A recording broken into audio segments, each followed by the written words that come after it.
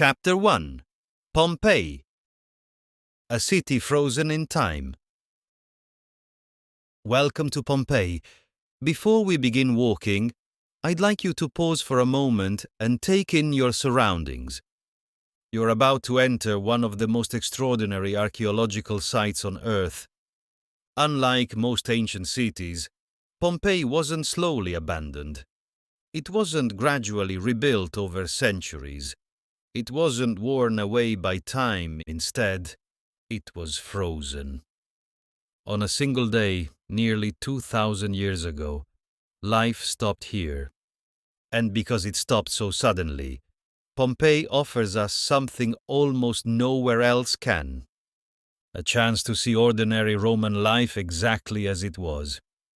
Not the lives of emperors, not the stories of great generals, but the everyday world of shopkeepers, bakers, politicians, craftsmen, slaves, children, and families. As we begin, I'd like you to imagine that it's the summer of AD 79. Forget the ruins around you. Forget the missing roofs and broken walls. Imagine you're arriving in a thriving Roman city. The streets are alive with activity. Merchants call out to passing customers. Blacksmiths hammer glowing iron. The smell of fresh bread drifts from neighborhood bakeries. Wine flows from taverns. Children run through the streets. Dogs bark from open courtyards. Colorful frescoes decorate homes. Fountains provide cool drinking water. Horse-drawn carts rattle over stone roads. This is not a forgotten town. Pompeii is prosperous, busy, modern by the standards of its day, home to perhaps 12,000 to 15,000 people. Located just a few miles from the Bay of Naples, Pompeii is one of the wealthiest towns in southern Italy. Its fertile volcanic soil produces exceptional grapes, olives, and fruit. Its port connects it to the wider Roman world. Goods arrive from Egypt, Greece, North Africa, Spain, and beyond. To a Roman visitor, Pompeii would have felt cosmopolitan, comfortable, successful. Now look toward the mountain rising in the distance. Today we know it as Mount Vesuvius.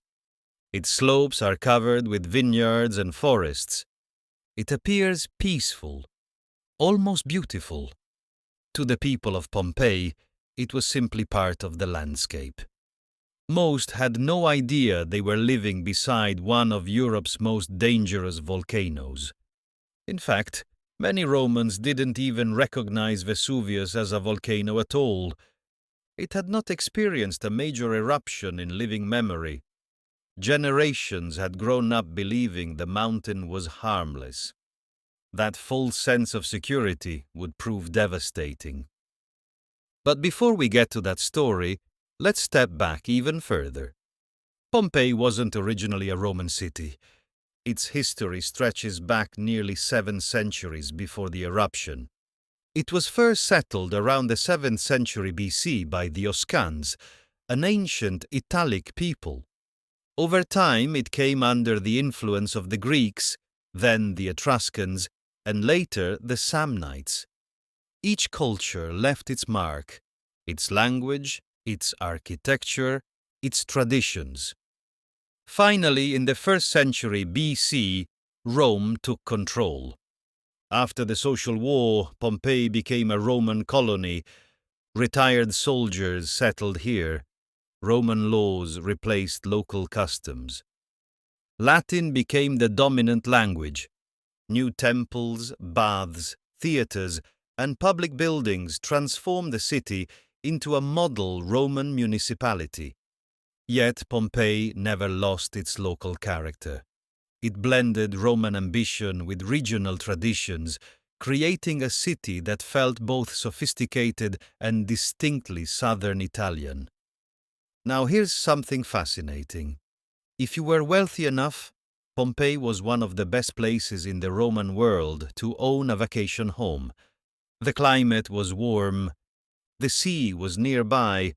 The views across the Bay of Naples were spectacular.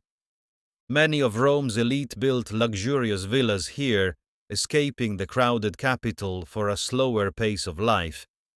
In many ways, Pompeii was the Roman equivalent of a modern seaside resort. Now, as we walk through these ancient streets, notice the paving stones beneath your feet.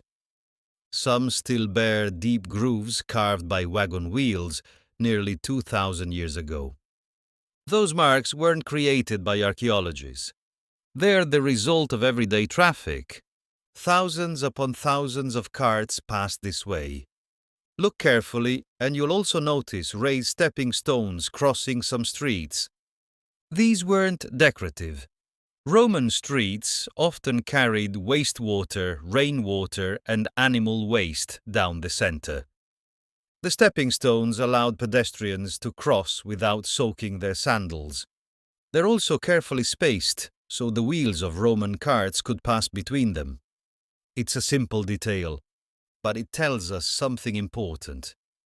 Pompeii wasn't built for tourists. It was built for people. Every feature had a practical purpose. Now imagine walking these streets in AD 79. You pass painted election advertisements on the walls. Yes, ancient Romans campaigned for political office much like we do today. Supporters painted endorsements directly onto buildings. Some are still visible nearly 2,000 years later. You hear conversations in Latin. You smell fresh bread from communal ovens. You pass small neighborhood shrines where families pause to pray. Street vendors sell fruit, olives, fish sauce, and wine. The city feels familiar, remarkably modern. And that's one of Pompeii's greatest gifts. It reminds us that ancient Romans weren't so different from us. They worried about money. They argued with neighbors. They celebrated birthdays. They fell in love. They complained about politics. They laughed, worked, dreamed, and planned for tomorrow, never realizing that tomorrow would never come. One event changed everything before the eruption itself. 17 years earlier, in AD 62, a powerful earthquake struck Pompeii. Buildings collapsed, temples cracked, homes were damaged. The city spent years rebuilding. In fact, many of the buildings you'll see during our tour were still under repair when disaster finally arrived. To modern scientists, frequent earthquakes are an obvious warning sign near an active volcano. But the Romans didn't understand the connection. Earthquakes were unsettling, but they weren't considered signs of an approaching eruption. Life continued. Businesses reopened. Construction resumed. The people adapted and moved on. No one imagined the mountain overlooking their city was quietly awakening. As we continue our journey, remember this. Pompeii is often remembered because of how it died, but before tragedy struck, it was full of life. A city of laughter, commerce, entertainment, religion, politics, and ordinary people living ordinary lives. That is what makes Pompeii so extraordinary. It doesn't simply tell us how Romans died, it shows us how they lived. In the next chapter, we'll walk through the heart of the city, its streets, shops, homes, baths, and forum, and experience what a normal day in Pompeii looked like during the final hours before one of history's most famous natural disasters. Chapter 2. Walking through Pompeii. A day in the life of a Roman city. Now we've entered the heart of Pompeii. As we walk these streets together, I'd like you to forget that you're in an archaeological site. Instead, imagine it's the morning of August 24th, AD 79. The sun has just risen over the Bay of Naples. Shopkeepers are opening their doors. The smell of freshly baked bread drifts through the streets. Blacksmiths have already begun striking hot iron. Children are hurrying to school with wax tablets tucked under their arms. Slaves sweep the entrances of elegant homes. The city is awake, and for everyone here, it seems like an ordinary day. One of the first things you'll notice is how modern Pompeii feels. Look at the streets beneath your feet. They follow an organized grid. There are sidewalks, crosswalks, public fountains, traffic systems, even one-way streets in certain areas. This wasn't a primitive settlement. It was a carefully planned Roman city. The grooves carved into the stone were left by thousands of wagon wheels over generations. If you could stand here during the busiest hours, these streets would be crowded with merchants, farmers, politicians, travelers, and carts carrying everything from wine to marble. Now notice the buildings lining the streets. Most of them were shops. In fact, archaeologists have identified more than 600 businesses in Pompeii. This was a thriving commercial center. There were bakeries with large stone mills powered by donkeys, wine bars where locals gathered after work, laundries that cleaned clothing using a rather surprising ingredient: human urine. It sounds unbelievable today, but urine contains ammonia, which made it an effective cleaning agent. Public collection jars were placed throughout the city, and laundries actually purchased the contents. The Roman Emperor Vespasian even introduced a tax on urine collection. When his son questioned such a strange tax, Vespasian reportedly held up a coin and said, "Money does not stink." That phrase is still quoted today. Now let's imagine we're entering one of Pompeii's bakeries. The ovens are already hot. Workers grind grain using enormous volcanic millstones. Others knead dough by hand. Loaves are stamped with the baker's seal before going into the oven. One incredible discovery made by archaeologists was carbonized loaves of bread still sitting inside ovens, preserved exactly where they were left on the day of the eruption. The baker had every intention of returning. He never did. Now we arrive at the Forum. This was the heart of Pompeii. Think of it as the city's downtown. Government offices stood here. Markets operated daily. Religious ceremonies took place. Business deals were negotiated. Political speeches filled the square. From this very spot, citizens could see temples dedicated to Jupiter, Apollo, and other Roman gods. The Forum wasn't just the center of government. It was the center of life itself. Imagine standing here during a festival. Musicians perform, priests lead religious processions, vendors sell food and wine, citizens gather to discuss politics. The square would have been filled with noise, movement, and conversation. Now look toward the impressive public buildings surrounding the Forum. Romans were masters of public infrastructure. The city had public baths, temples, markets, theaters, and administrative buildings. Many were decorated with colorful frescoes, marble floors, and elegant columns. One of the most popular destinations for any Roman was the bathhouse. To us, a bath sounds like a place to get clean. To a Roman, it was much more. The baths were a social club, a gym, a spa, a place to conduct business, a place to meet friends. People exercised, received massages, relaxed in hot pools, cooled off in cold plunges, and spent hours talking about politics, philosophy, or the latest gossip. If someone invited you to the baths, They weren't asking you to take a bath. They were inviting you to spend the afternoon together.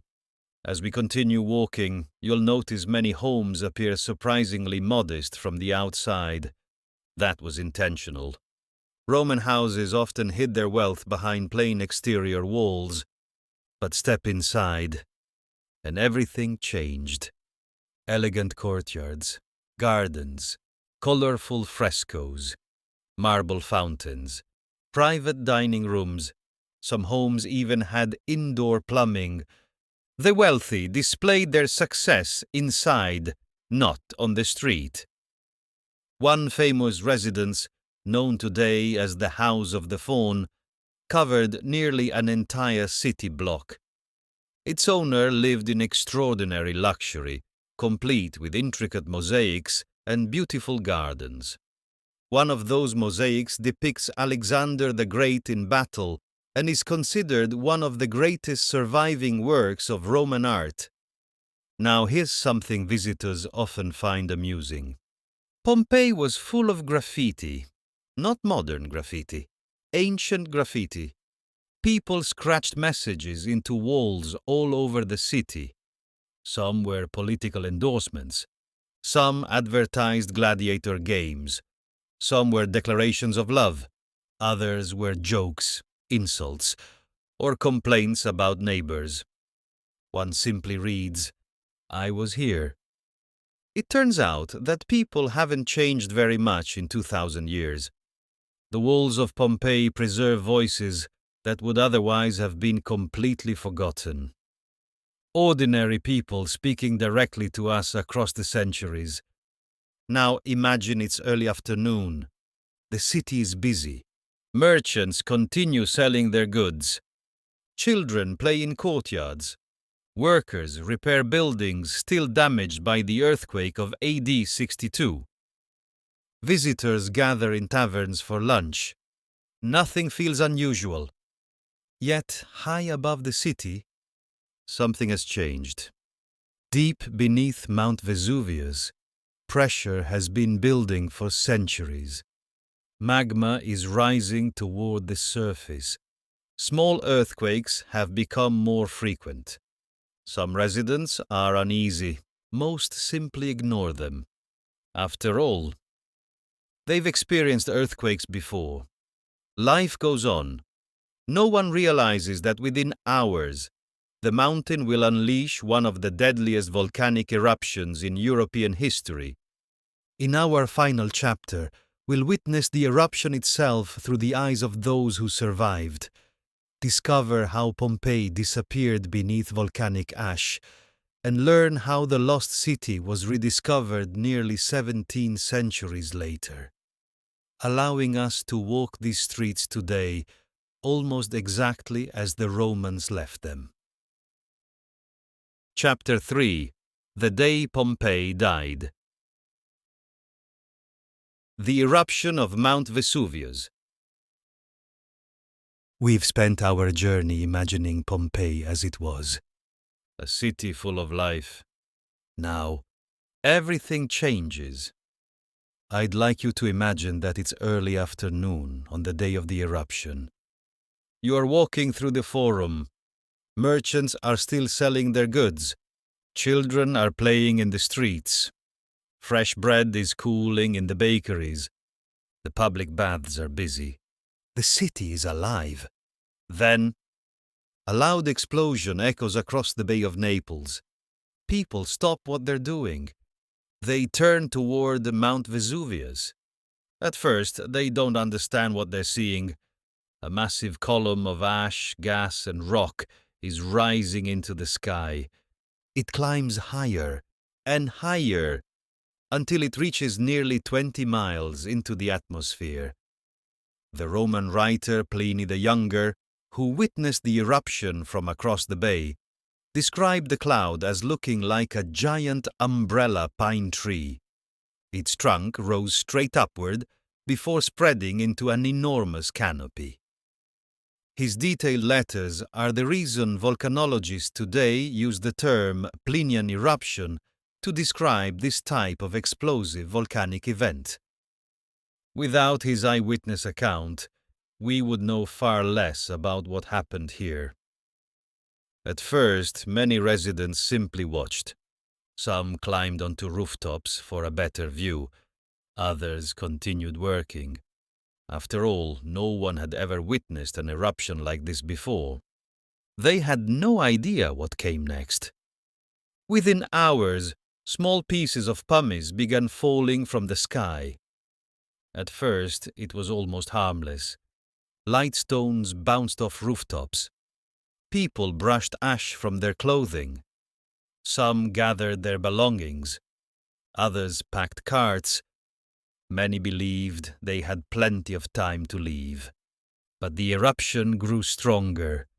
Hour after hour, ash continued falling. Soon it was several inches deep, then several feet. Roofs began collapsing under the immense weight. The streets became nearly impossible to navigate. Visibility disappeared. Imagine trying to escape in complete darkness. Not because it was night, but because the ash cloud had completely blocked out the sun. People wrapped cloth around their faces to breathe. Parents carried children. Families searched desperately for one another. Some prayed. Others fled toward the sea. Many locked themselves inside their homes, believing the thick walls would protect them. Some survived the falling ash. Many did not. Across the bay, the commander of the Roman fleet, Pliny the Elder, made an extraordinary decision. Rather than sail away from danger, he ordered his ships toward it. He hoped to rescue as many people as possible. His fleet crossed the bay through falling ash and floating pumice. He successfully evacuated some survivors, but the toxic gases and intense heat eventually overwhelmed him. Pliny the Elder died during the rescue mission. His nephew, Pliny the Younger, later recorded the event in remarkable detail, giving historians one of the most valuable eyewitness accounts from the ancient world. For centuries, people imagined that Pompeii's residents died slowly beneath layers of ash. But modern archaeology tells a different story. During the night, the eruption entered its most deadly phase. The volcanic column above the mountain became unstable. It collapsed. What followed were pyroclastic flows. Imagine an avalanche. Now replace snow with superheated gas, ash, and volcanic debris. These deadly clouds raced down the slopes of Vesuvius at speeds that may have exceeded 100 miles per hour. Their temperatures reached several hundred degrees Celsius. There was no escaping them. When the first pyroclastic surge reached Pompeii, it swept through the city in moments. The people who had remained behind had almost no warning. Many died instantly from the extreme heat before the ash buried them. By morning, Pompeii had disappeared. In some places, volcanic deposits reached more than 20 feet deep. Homes vanished beneath ash. Temples disappeared. Theaters, markets, gardens. Entire neighborhoods were erased from sight.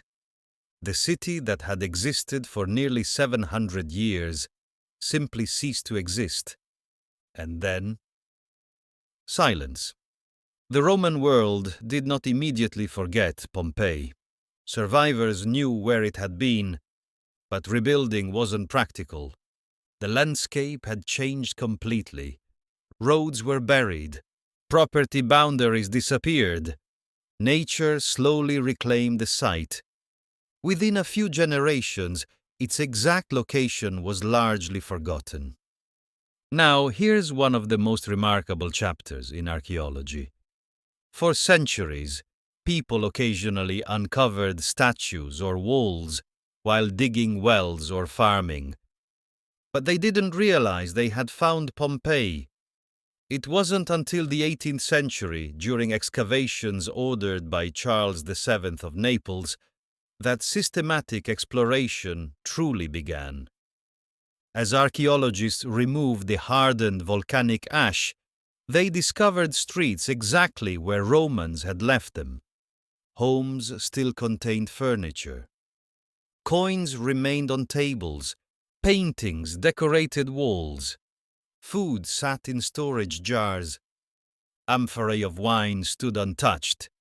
Even the loaves of bread remained inside ovens. It was as though time itself had stopped. Then came one of archaeology's greatest breakthroughs. In the 1860s, the Italian archaeologist Giuseppe Fiorelli noticed strange hollow spaces inside the hardened ash. The bodies buried beneath had long since decomposed, but the ash had preserved the empty shapes they left behind. Fiorelli poured liquid plaster into these cavities. When the ash was carefully removed, incredibly detailed casts appeared. People frozen in their final moments, a man shielding his face. A child curled against the ground, a family embracing.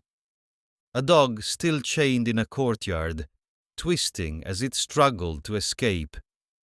These aren't statues. They are impressions left by real people. For many visitors, they are the most moving part of Pompeii. They remind us that this wasn't simply an archaeological event. It was a human tragedy.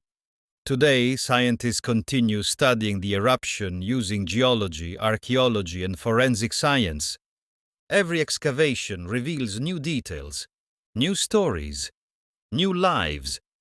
Pompeii is still teaching us, not only about volcanic disasters, but about what it meant to be an ordinary Roman. As we leave this chapter behind, remember something remarkable. The eruption destroyed Pompeii, but it also preserved it.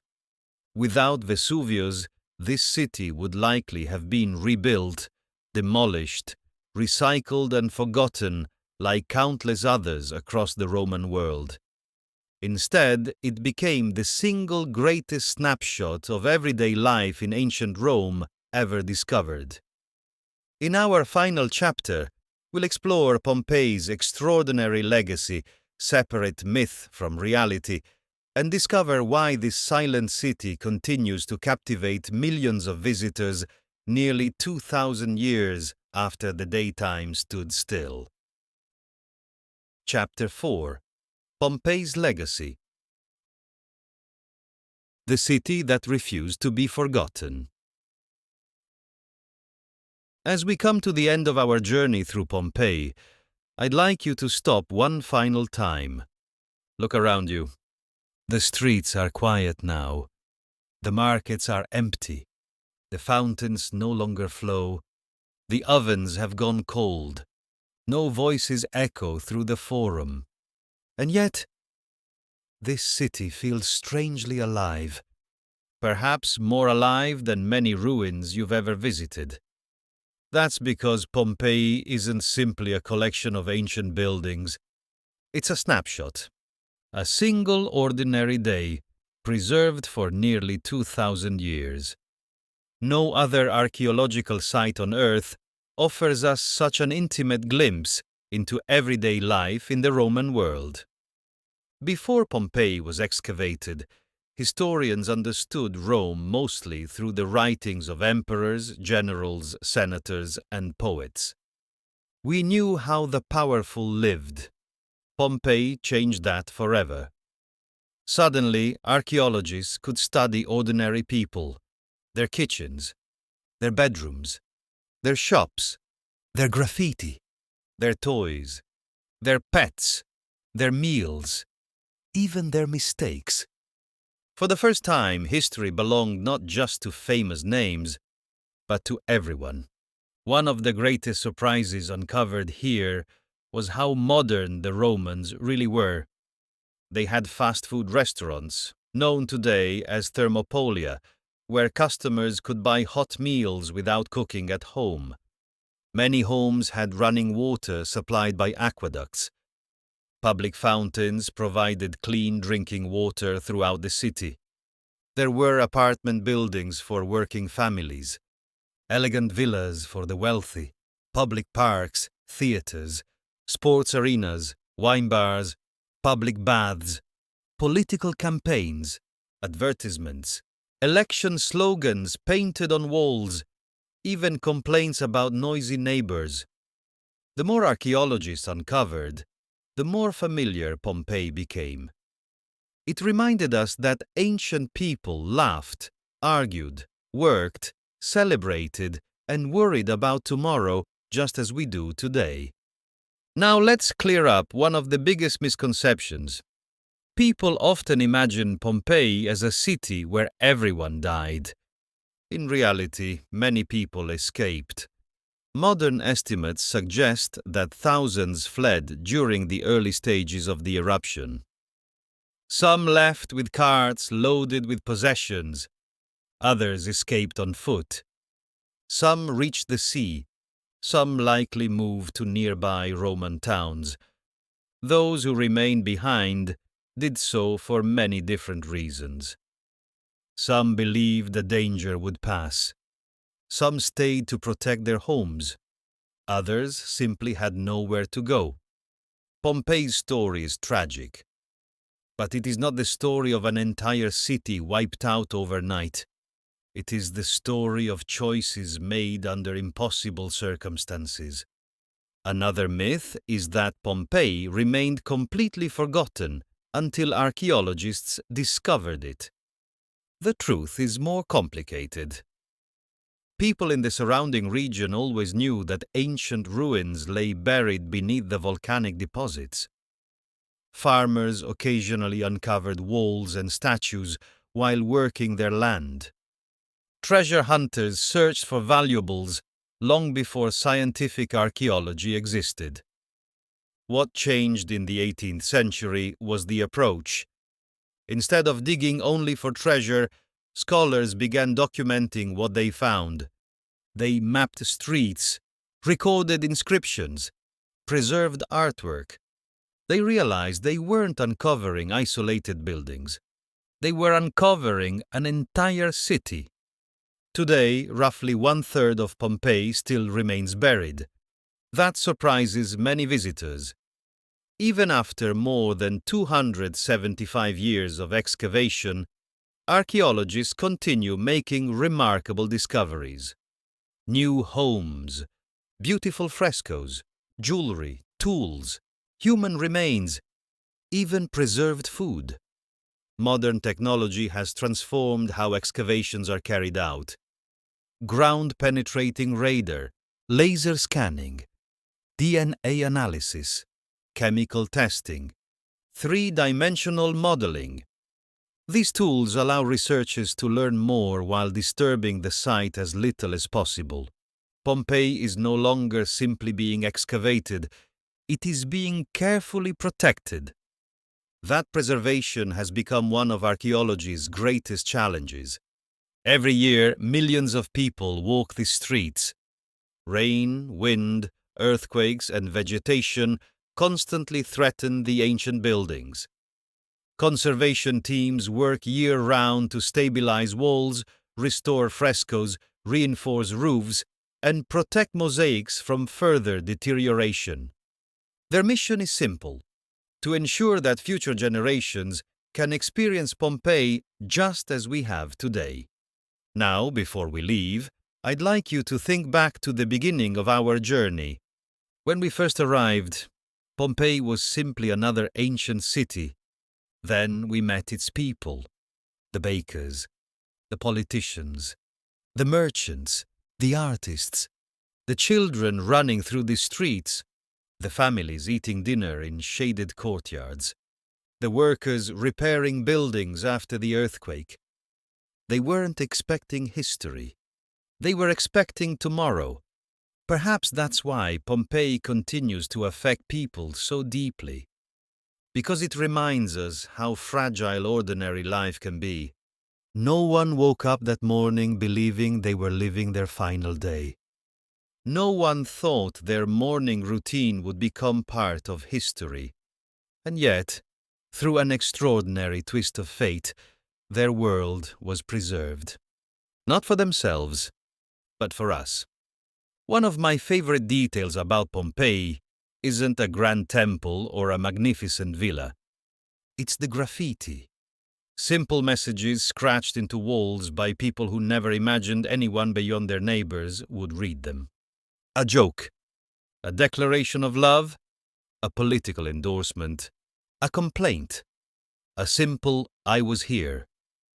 Those voices have survived longer than many kings and emperors. They remind us that history isn't only shaped by famous people, it's made by ordinary lives. As we prepare to leave Pompeii, take one last look down these stone streets. Imagine hearing wagon wheels echoing between the buildings, the aroma of bread drifting from the ovens, children laughing in nearby courtyards, merchants bargaining in the marketplace, water flowing through the public fountains. For just a moment, the city comes alive again.